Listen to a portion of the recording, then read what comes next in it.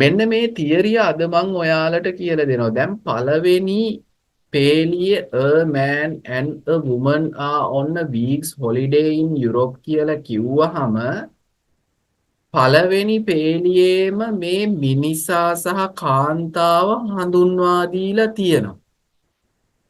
පළවෙනි පේලියේම හඳුන්වා දුන්නට පස්සේ මේ දෙන්නා දන්න දෙන්නෙක් බවට පත් වෙනවා. නොදන්න දෙන්නෙක් නෙමෙයි දන්න දෙන්නෙක් බවට පත් වෙනවා.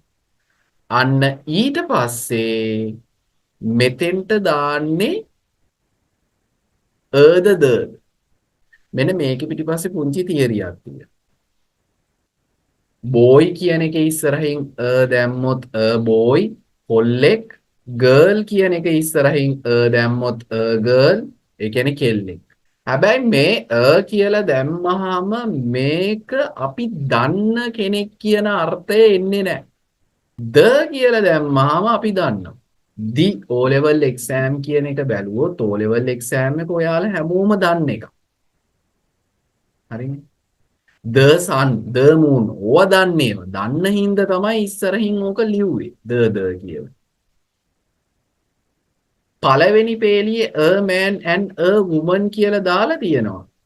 ආපහු දෙවනි පේලියේ පටන් ගත්තාම එතෙන්ට දාන්න ඕන the. හරි. ඔතෙන්ට දාන්න ඕන the. ආපහු the man is a writer and the woman is artist කියලා තියෙනවා.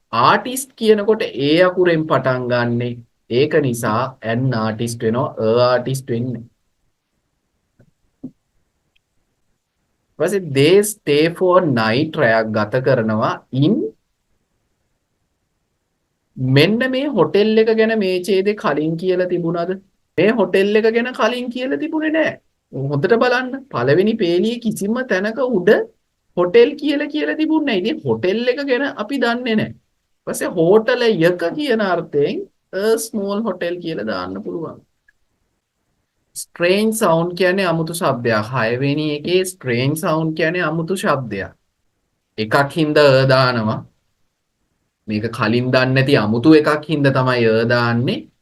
දන්නා දෙයක් නම් දන්න සද්දයක් නම් කලින් ඇහිච්ච සද්දයක් නම් දාන්න තිබේ.